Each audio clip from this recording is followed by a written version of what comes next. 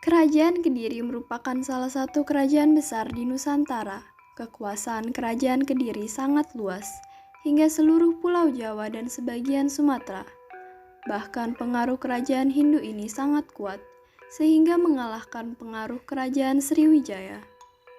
Kerajaan ini berkuasa selama 177 tahun, dan banyak memberikan warna peradaban di Nusantara. Raja-raja kerajaan Kediri merupakan keturunan dari Raja Airlangga yang berkuasa di kerajaan Medang Kamulan. Airlangga memiliki dua putra, yakni Sri Samarawijaya dan Mapanji Garaksan. Kedua putra Airlangga ini ternyata saling berebut kekuasaan. Untuk menghindari bentrokan, pada tahun 1041, Airlangga membagi kerajaannya menjadi dua. Kerajaan tersebut adalah Jenggala atau Kahuripan, yang diberikan kepada Mapanji Garaksan, dan Panjalu atau Kediri, yang diberikan kepada Sri Samarawijaya. Kedua kerajaan ini dipisahkan oleh Gunung Kawi dan Sungai Berantas. Dari catatan beberapa prasasti-prasasti yang ditemukan, masing-masing kerajaan saling merasa berhak atas seluruh tahta Airlangga, sehingga terjadilah peperangan. Peperangan antara Panjalu dan Jenggala terus terjadi selama 60 tahun lamanya. Meski di awal peperangan Jenggala menang, namun pada akhirnya Panjalulah yang mampu menguasai seluruh tahta Airlangga. Kemenangan Panjalu dalam perang saudara tersebutlah yang menjadi awal kejayaan kerajaan Kediri. Dengan memenangkan perang tersebut, kerajaan Kediri memenangkan wilayah yang luas dari tahta Airlangga. Akhirnya, ibu kota kerajaan dipindahkan dari Daha ke Kediri, dan kemudian Panjalu lebih dikenal dengan nama Kediri. Dengan wilayah warisan Airlangga yang demikian luas, kerajaan Kediri menjadi sangat berpengaruh. Wilayahnya meluas dari Pulau Jawa hingga sebagian Sumatera. Kediri merupakan kerajaan agraris dan maritim. Hasil pertanian di daerah pedalaman kerajaan Kediri sangat melimpah karena didukung oleh kondisi tanah yang subur.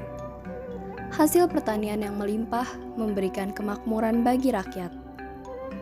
Masyarakat yang berada di daerah pesisir hidup dari perdagangan dan pelayaran. Pada masa itu, perdagangan dan pelayaran berkembang pesat.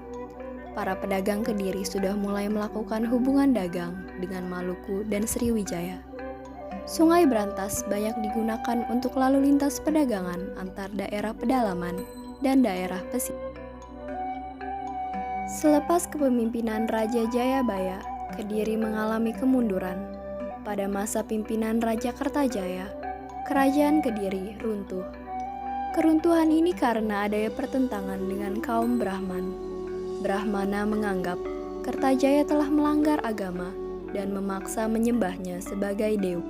Kaum Brahman meminta perlindungan Ken Arok, seorang Akuwu dari Tumapel. Perselisihan ini semakin memuncak dan ditandai dengan pertempuran di desa Ganter. Dalam pertempuran ini, Kertajaya dikalahkan oleh Ken Arok, dan pada masa inilah kejayaan kerajaan Kediri berakhir. Namun masa ini belumlah benar-benar berakhir. Kediri masih bisa kembali bangkit di bawah pimpinan Raja Jayakatwang. Namun kebangkitan ini tidaklah lama, karena setelah Jayakatwang dikalahkan oleh tentara Mongol dan pasukan Raden Wijaya dari kerajaan Singasari, Kediri benar-benar hancur dan tidak pernah terdengar beritanya. Nama Kediri tak bisa dipisahkan dari tokoh yang sangat terkenal dan melegenda, yakni Prabu Jayabaya. Ramalannya ia tuangkan dalam kitab Jangka Jayabaya. Pengaruh dan stigma dari ramalannya sangatlah berkesan bahkan sampai hari ini. Dari sekian banyak ramalan Jayabaya, ada beberapa yang benar-benar terjadi, dan inilah 3 di antaranya. Yang pertama, ramalan penjajahan Belanda dan Jepang. Salah satu ramalan yang terkenal adalah kedatangan orang-orang berkulit putih, membawa senjata yang dapat membunuh dari jauh. Ia memprediksi bahwa mereka akan menjajah Pulau Jawa dalam waktu yang sangat lama. Lalu mereka akan dikalahkan oleh orang-orang berkulit kuning yang datang dari utara dan akan menjajah Jawa seumur jagung. seperti halnya Belanda yang menjajah Indonesia selama 3 abad dan dikalahkan oleh Jepang yang lalu menjajah Indonesia hanya selama 5 tahun. Yang kedua, praktik korupsi. Kitab Jangka Jayabaya memprediksi akan terjadi praktik korupsi di tanah air yang dulu masih bernama Nusantara. Ditulis dalam bahasa Jawa bahwa akan banyak orang melanggar janji dan sumpah jabatan.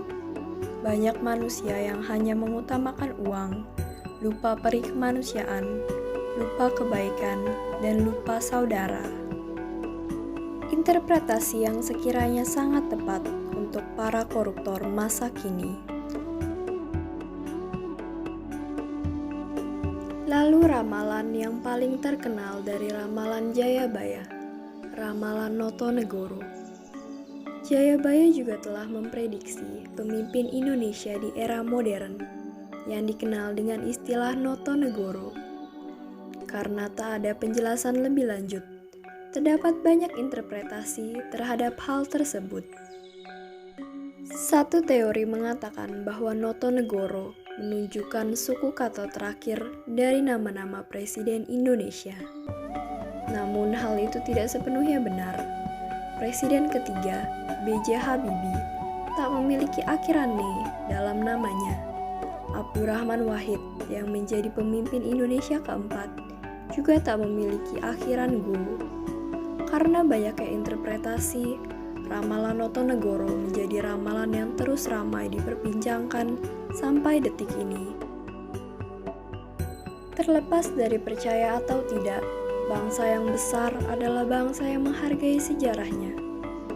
Ramalan Jayabaya dan kejayaan Kediri adalah warisan budaya Indonesia yang indah, yang patut untuk kita banggakan.